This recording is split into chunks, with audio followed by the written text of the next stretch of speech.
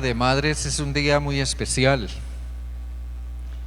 Madres, Dios me las bendiga y un gran abrazo, muy grande abrazo para todas y cada una de ustedes, de una manera muy especial, porque las madres son muy especiales. Hace un momento leímos en el libro del Éxodo un relato acerca de una madre. Aquí dice en el capítulo 2, los versículos 1 al 3, quiero leerlos de nuevo, ya se leyó todo el pasaje. Pero voy a pedirles, madres, que al leer esta narrativa o al pensar en esta narrativa, traten de incluirse ustedes en la historia. Y también padres, traten de incluirse en la historia como si ustedes fueran los personajes de esa historia. Aquí dice que un varón de la familia de Leví fue y tomó por mujer a una hija de Leví, la que concibió y dio a luz un hijo, y viéndole que era hermoso, le tuvo escondido 3 meses. Pero no pudiendo ocultarle más tiempo, tomó una arquilla de juncos y la calafateó con asfalto y brea, y colocó en ella al niño y lo puso en un carrizal a la orilla del río. Cuando yo leo historias como estas, en las que está implicada una madre, no puedo menos que pensar en el peligro tan grande que en ciertos momentos de la historia ha corrido la maternidad, porque una madre representa maternidad. Y en esta narrativa la maternidad está corriendo riesgo, está corriendo un peligro inimaginable. Y hoy, casi 3.500 años después o más, la maternidad sigue corriendo peligro. Hoy como nunca, la maternidad está corriendo peligro, por una serie de razones, de amenazas, de problemas. Pero ¿saben una cosa, madres? Las únicas personas que pueden contrarrestar el peligro que corre hoy la maternidad son las mismas madres. Es que las madres sean valientes, decididas, y yo diría hasta temerarias, para defender la maternidad.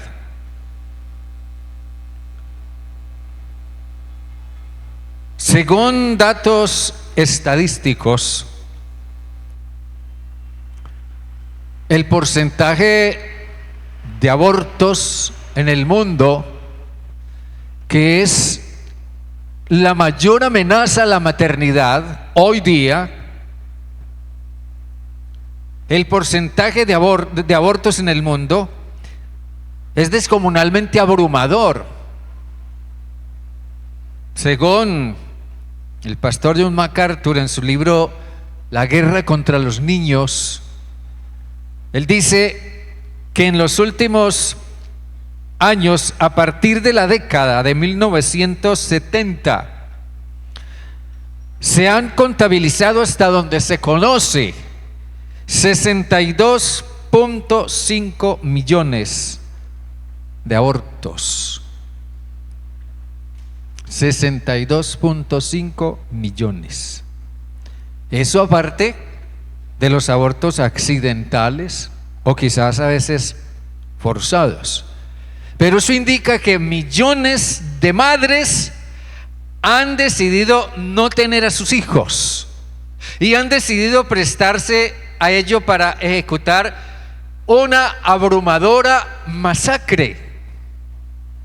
Y solo porque la ley lo permite, solo porque la ley lo ha legalizado, solo porque ha sido incluido dentro de las constituciones de los países. Y la amenaza contra la maternidad comienza desde el momento en que se legalizan o se establecen leyes que ponen en riesgo el papel de las madres. Pero lamentablemente demasiadas madres se prestan para ello porque esas leyes, según ellas lo ven, las favorecen. Si nos ubicamos en el contexto de Egipto, en esta narrativa del libro de Éxodo, tener un hijo en Egipto era muy peligroso. Al menos tener un hijo varón era muy peligroso. La orden, el decreto del rey estaba en contra de los niños y de la familia. Y es increíble cómo hoy las cosas siguen igual, incluso con mayores amenazas contra la maternidad, como los matrimonios homosexuales y otras cosas. El gobierno de muchos países hoy se ha tomado la atribución, y digo se ha tomado la atribución porque es una atribución que no le pertenece sino a Dios, que es el creador y el dador de la vida. Pero muchos países se han tomado la atribución de disponer de la vida de los niños, y sobre todo de los niños aún no nacidos. Y esa era la situación en Egipto. Los niños ni siquiera habían nacido aún, pero ya el rey había decretado: todo niño varón que nazca debe ser llevado a la muerte. En Egipto, porque Faraón temía que el pueblo creciera y se multiplicara, lo cual, según él lo veía, ponía en riesgo su trono, su poder, su imperio. Hoy, porque la ONU pretende juzgar a Dios controlando el crecimiento de la población mundial, porque según ellos, como dice la canción, no hay cama para tanta gente. Para el tiempo que este pasaje nos narra, Israel lleva, mírenlo bien, lleva cerca de 400 años en Egipto. Desde la entrada de Jacob con sus hijos y su familia a Egipto pasaron 400 años.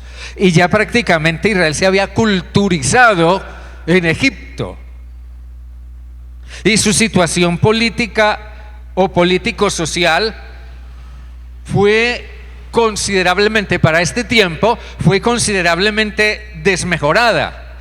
Porque de haber sido favorecidos por el gobierno anterior, un gobierno anterior al que había sido establecido en ese tiempo, durante el tiempo de José, ahora ante un nuevo régimen, ellos fueron despojados de sus privilegios y fueron hechos esclavos.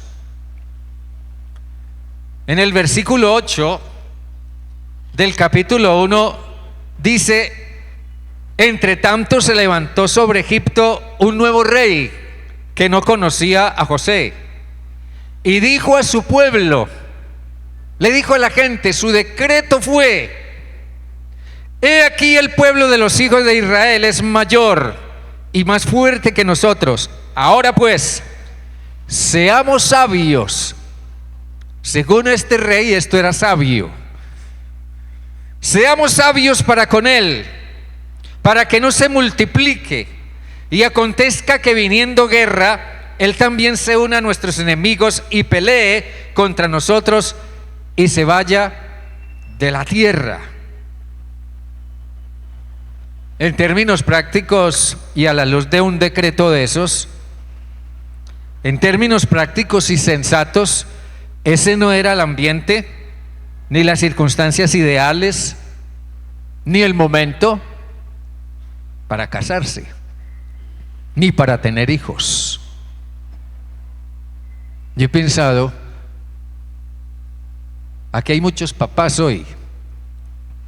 Papá, si tú hubieras estado en ese momento y hubieras sido el padre, el futuro padre de Moisés, ¿qué habrías hecho? Papá, ¿qué habrías hecho? Aquí hay muchas mamás hoy. Mamás, si ustedes hubieran estado en el lugar de la madre de Moisés, llevando en su vientre a ese futuro Moisés y bajo esa orden del rey, ¿qué habrías hecho?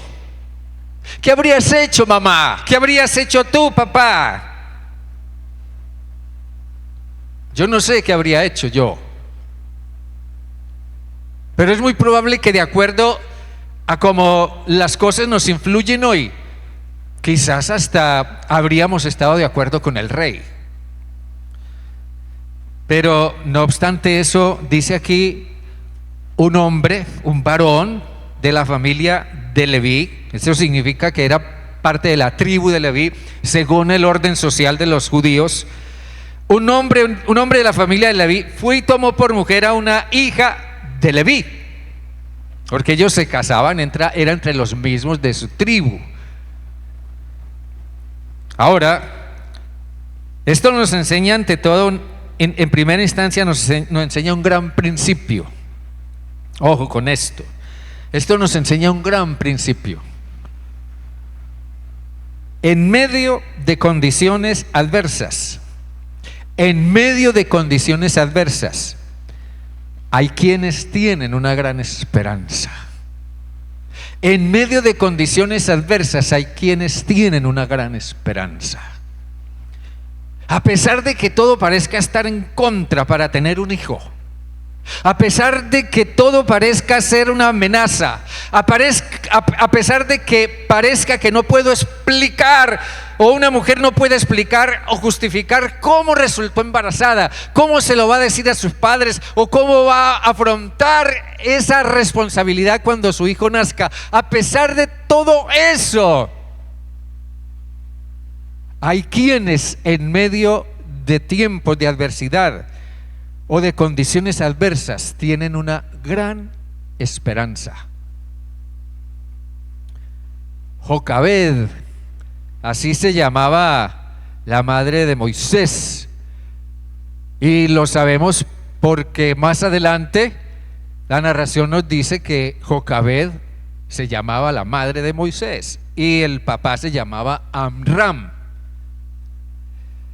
Pero en una era de opresión, ella se arriesgó a traer hijos al mundo con la esperanza de que uno de ellos fuera quien trajera el cumplimiento de la esperanza de Israel. Así que Jocabed no tuvo un hijo por tenerlo. Ella tuvo un hijo mirando más allá de ese hecho, una esperanza. Ella sabía por las tradiciones judaicas que algún día vendría el representante de Dios, el Mesías de Dios, y que probablemente escogería algún hijo de alguna mujer judía para encarnarse. Esa era la esperanza judía. Y Jocabed se arriesgó a tener un hijo con esa esperanza. Pero ¿saben por qué? Porque Jocabed realmente amaba su nación. Si algo tenían los judíos era que amaban su nación, amaban su patria, amaban su país, y ellos esperaban el mejor futuro para su nación, aun con la intención o con el costo de que sus hijos fueran el medio para que su nación fuera bendecida y alcanzara las promesas de Dios. Ella lo hizo pensando más allá del mero hecho de tener un hijo. Esta fue una mujer muy valiente, muy visionaria, fue una mujer responsable, pero fue una mujer llena de amor. Jocabed no le creyó el discurso al faraón. Jocabed no creyó en eso de que es que hay mucha gente. Es que se nos está creciendo mucho esta gente y mañana o pasado se van a convertir en nuestros enemigos y se van a volver contra nosotros. No, ella no creyó en ese discurso. Ella no tuvo miedo de las represalias. Aparte de que amaba, como es natural, al hijo que llevaba en su vientre. Saben, hermanos, hermanas, madres, el aborto sería imposible.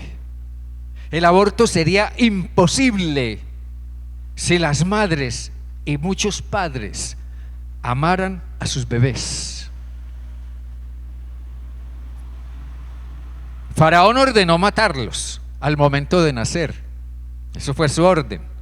Por eso él emitió un segundo decreto diciendo que toda partera que atendiera a una mujer judía o una mujer israelita comprobara el sexo del bebé, y si era niña déjenla vivir, pero si era niño tienen que hacerlo morir. Ese fue su decreto. Pero aquí nos dice la narración que hubo dos parteras que por temor a Dios no siguieron la orden del rey. Irónicamente, en el relato no aparece el nombre del faraón de Egipto de ese tiempo. No aparece el nombre de la hija del faraón que después adoptó a Moisés. Sin embargo, aparecen los nombres de las dos parteras. El faraón, según eso, el faraón era un don nadie. Las verdaderas heroínas eran Cifra y Fúa, porque ellas evitaron una masacre. Es increíble que 3 mujeres, y seguramente 3 mujeres que eran todas madres, pusieron en vilo el imperio de Faraón y pusieron a tambalearse los cimientos de ese imperio. Todas esas medidas lo que hicieron al final fue encaminar las acciones de una madre que no compartía para nada la política de Faraón, pero sí creía en el propósito de Dios para su pueblo y para su hijo.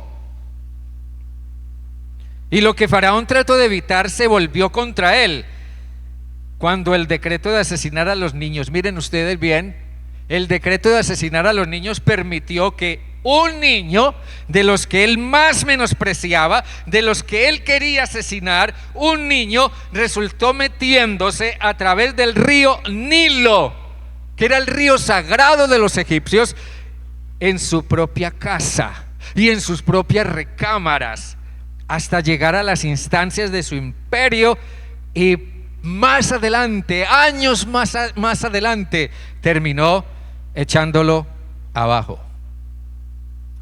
Aquí es importante tener presente que el imperio egipcio colapsó, el imperio egipcio de ese tiempo.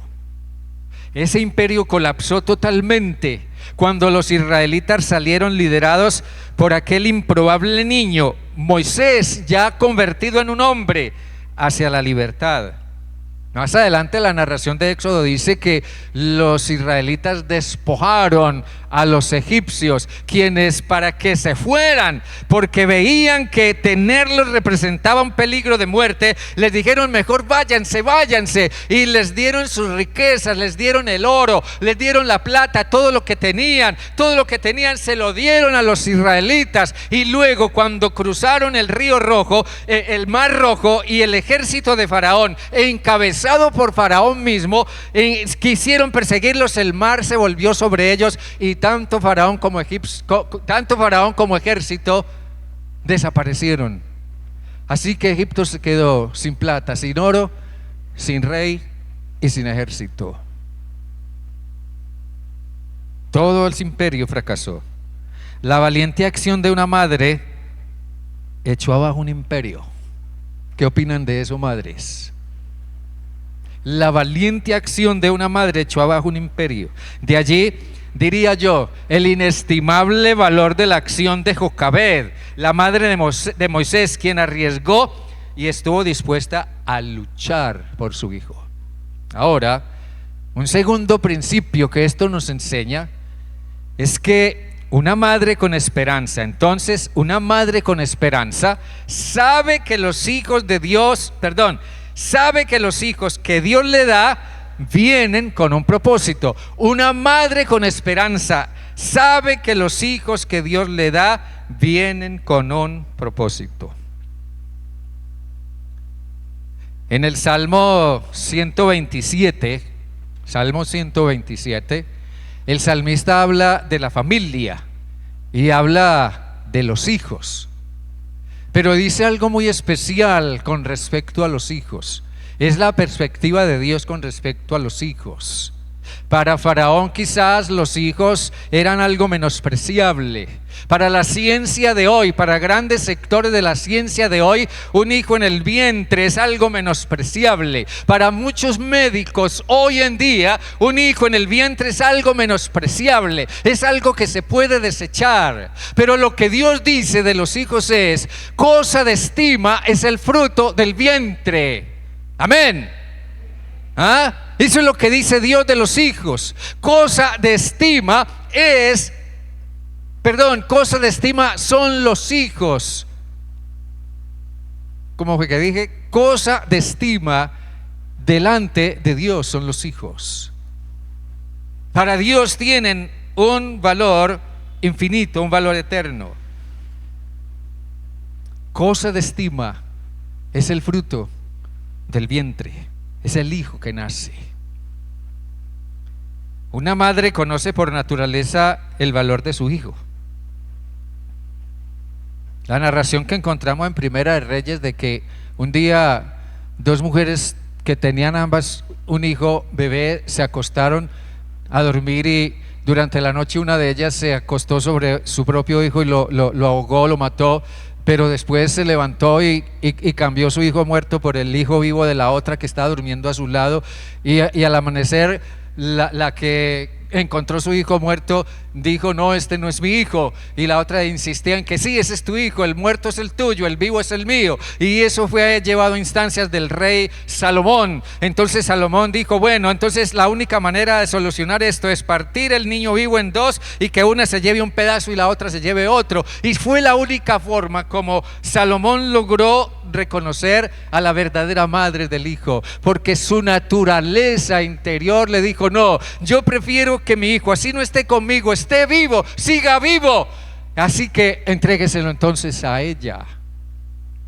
Pero Salomón dijo: denle el hijo a esta mujer, ella es su madre. Una madre reconoce por naturaleza a su hijo.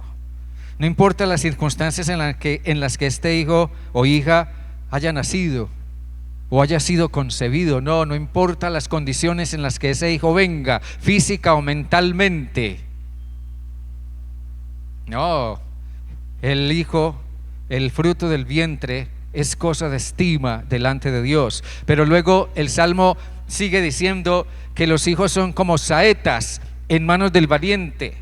Y una saeta es una flecha, la cual en sí misma conlleva la idea de ser disparada con un arco de una manera inteligente. Entonces, disparar una flecha con un arco se ha convertido en símbolo de propósito, un propósito inteligente. Eso implica propósito. Jocabed era una madre sensitiva porque de alguna manera intuyó que su hijo había venido al mundo con un propósito. Por eso dice que, viendo lo que era muy hermoso, lo tuvo escondido durante 3 meses. Y durante esos 3 meses, Jocabed lo que hizo fue transmitirle su espíritu de madre y su identidad étnica. Por eso después, cuando Moisés, ya adulto, que había sido culturizado como egipcio, reconoció a sus hermanos esclavizados y se dio cuenta que él era uno de ellos. Ahora bien, dice que Faraón, en vista de que las parteras no siguieron su orden de asesinar a los niños que nacían, entonces sacó otro decreto y dijo: a toda la gente, a todo el pueblo, a toda la sociedad, le dijo: ustedes mismos encárguense de matar a todo niño judío que nazca. Entonces hizo cómplice de su propósito al mismo pueblo, los convenció de asesinar a los niños. Así que todo el mundo estaría pendiente de cuándo y dónde nacía un niño hebreo. ¿Saben, hermanos? Cuando el pueblo se convierte en aliado de un gobernante, entonces las acciones éticas de ese gobernante serán, entre comillas, justificadas, y el pueblo se hará igualmente cómplice, responsable de lo que ese gobernante ordene hacer o haga. Generalmente se piensa que los hijos en algún momento pueden ser desechados por alguna razón, y esto pasa cuando se pierde de vista el hecho de que los hijos vienen con un propósito. Algo que llamó demasiado la atención de sus padres es que Moisés era muy hermoso, de bebé era muy hermoso, y en ello ellos vieron una señal de Dios en la hermosura especial de ese bebé. A diferencia de otros bebés, ellos vieron en eso una señal de Dios, y según lo que era su idiosincrasia, eso representaba para ellos que ese niño estaba destinado a algo muy grande, estaba destinado a un gran propósito. Los argumentos que supuestamente se dan respecto al tema del aborto, volviendo a este caso, afirman que un hijo no deseado puede ser desechado por tener algún mal, o por tener un defecto congénito o algo así parecido, o porque sea el fruto de una violación, o porque la madre, según se dice, tiene derecho sobre su propio cuerpo, y eso justifica entonces que éste pueda ser abortado. Pero eso es absolutamente falso. Eso conlleva una mala intención, y eso es hasta criminal, porque por una parte no es justo castigar asesinando a un bebé por el pecado que cometió su padre o su misma madre o quien lo haya concebido. En segundo lugar, un bebé es otro cuerpo, es otra vida. Por ende, la madre no tiene derecho sobre esa vida ni sobre ese cuerpo. Y tercero, los hijos, al fin de cuentas, vienen de Dios. Los hijos vienen de Dios porque Dios le dio a la mujer la capacidad de concebir.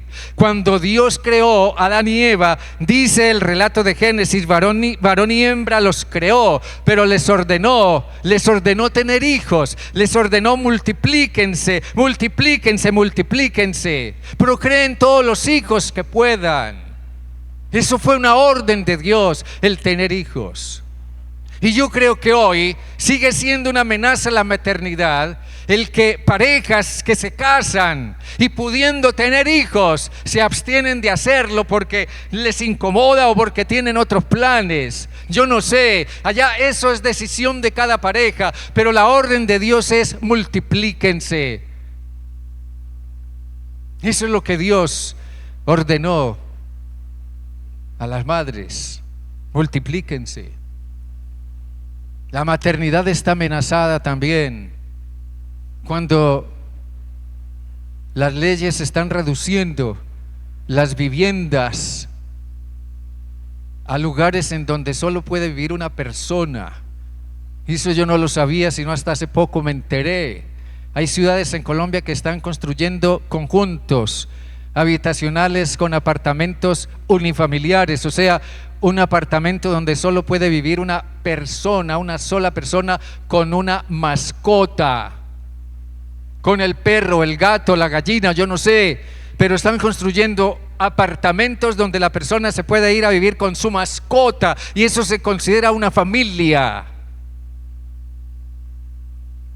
La maternidad está en riesgo, está en serio peligro. Madres, si sus hijos y sus hijas vienen de Dios, vienen para cosas grandes. Amén. Si sus hijos o sus hijas vienen de Dios, vienen para cosas grandes. Y en tercer lugar, esta madre encaminó a su hijo para el cumplimiento de esa esperanza. Recuerden la esperanza que las madres israelitas tenían al tener un hijo varón. Y yo pienso que a Jocabed la marcó esa esperanza cuando decidió tener a su hijo. Ya hemos dicho, en medio de condiciones adversas hay quienes tienen una gran esperanza. Una madre con esperanza sabe que los hijos que Dios le da vienen con un propósito. Y Jocabed encaminó a su hijo para el cumplimiento de esa esperanza.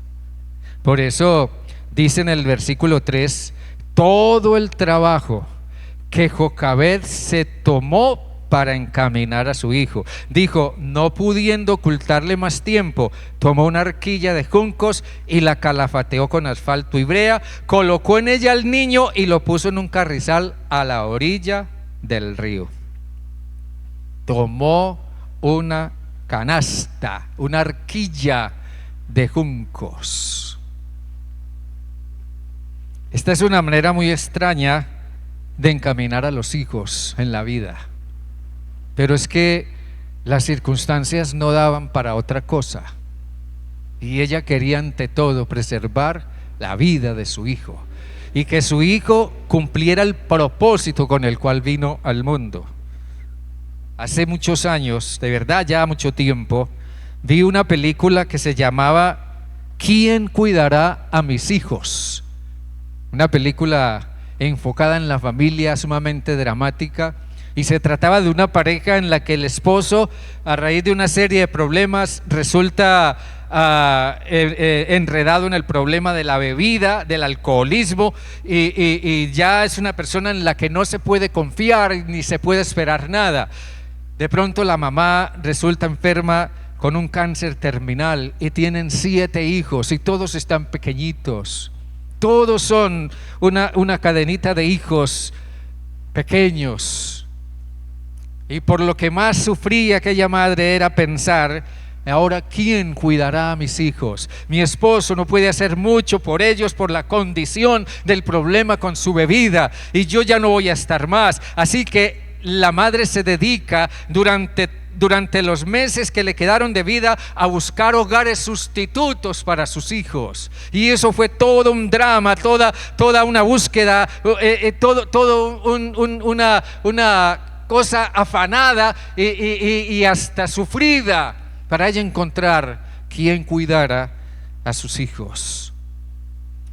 Nosotros solemos poner a nuestros hijos en la escuela, en un colegio, los formamos en el hogar, les infundimos fe, valores, invertimos en ellos, les damos educación, muchas cosas hacemos por nuestros hijos, pero esta madre no tuvo oportunidad de hacer nada de eso.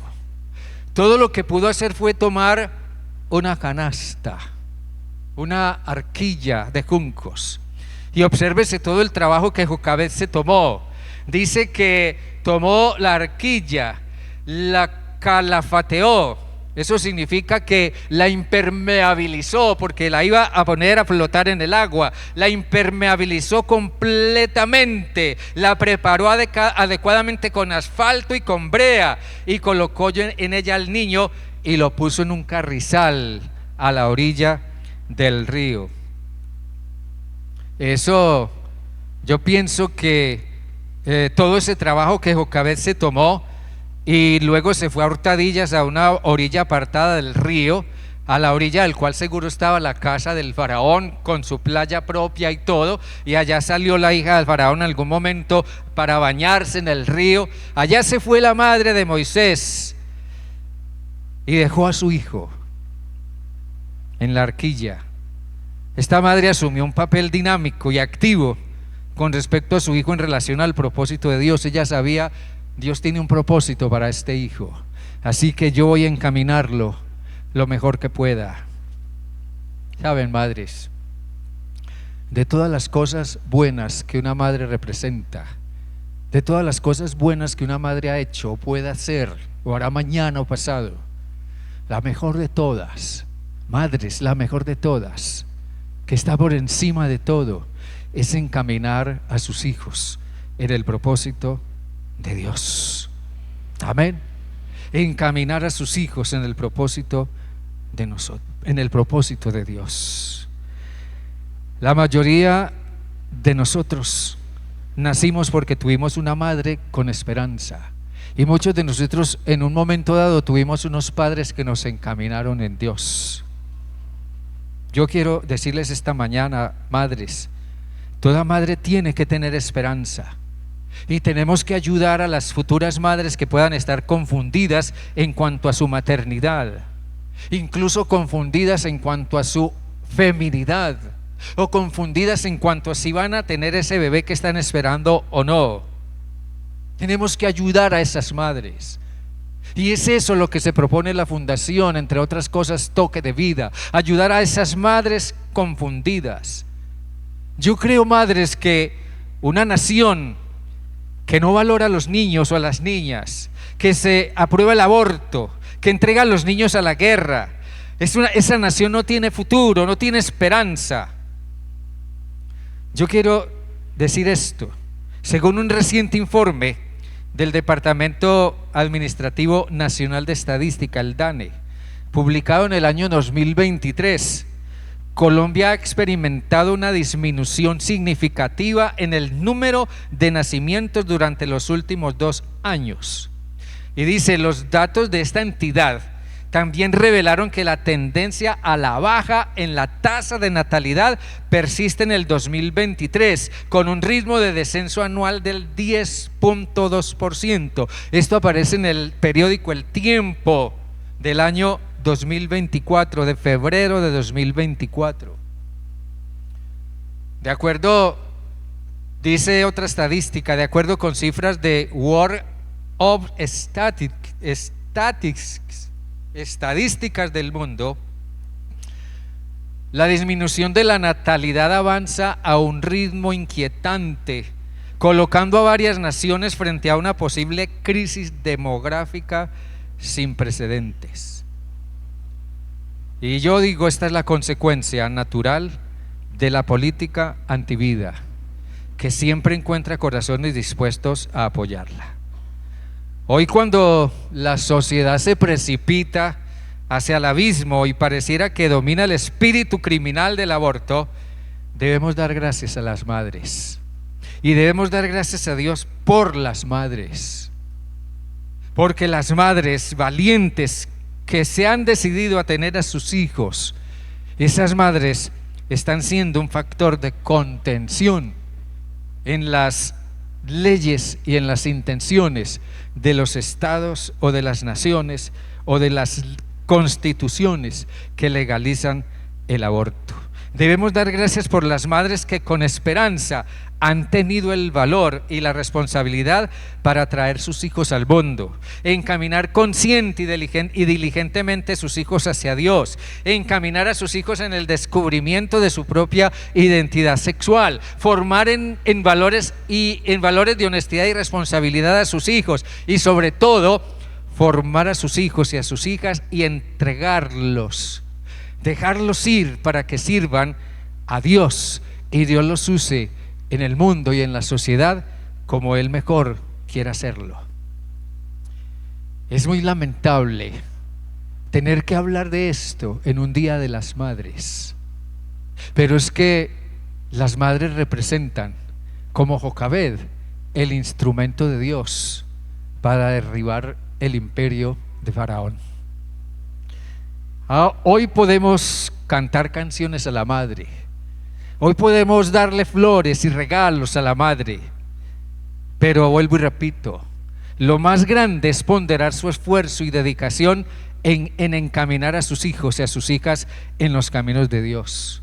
Hoy es el día en que los hijos y los esposos deben levantarse y llamarla bienaventurada, porque como dijera el libro de Proverbios, sus hijos se levantan y la bendicen, su marido la alaba. Hay muchas mujeres virtuosas y capaces en el mundo, pero tú las superas a todas. Amén. Gracias a Dios por las madres. Madres, su misión es vital y Dios les fortalece en ella.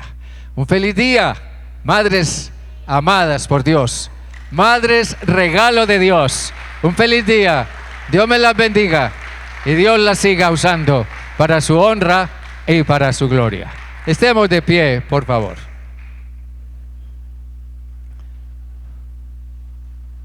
Yo quiero pedir a un papá, no sé, un papá. ¿Qué papá quiere venir aquí y orar y dar gracias por las madres? Venga, hermano. Oremos y demos gracias por las madres. Encomendemos a las madres en las manos de Dios y pidámosle al Señor que siga usándolas para que encaminen a sus hijos en Dios. Oremos, hermano. Amado Padre Celestial, gracias por permitirnos este día tan especial, Señor, que celebramos a través de las madres, Señor. Benditas sean todas, Señor, como decimos en la oración a María. Benditas sean todas las madres de este planeta. Y que Dios, Señor, las tenga en cuenta. Dale las gracias, Señor, porque han sido unas personas excelentes, nos han guiado desde niños, nos han enseñado a ser la persona que somos hoy en día, porque sin ellas nosotros no existiéramos. Gracias a que tú creaste a Adán y a Eva, Señor, y desde allá venimos, Señor, con imperfecciones, pero también venimos con amor, con el amor de las madres, que si no fuera por ese amor de esas madres, nosotros seríamos diferentes, Señor. Pero te doy las gracias por la madre que tuve. Fue una madre muy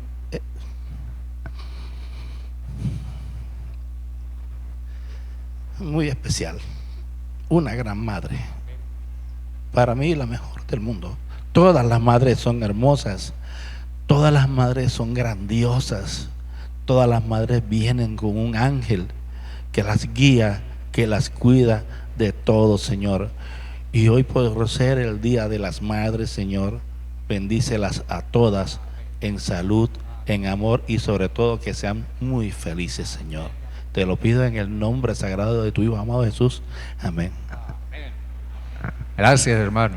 Amén. Dele ese aplauso al Señor. Dele ese aplauso al Señor. Y busque una madre.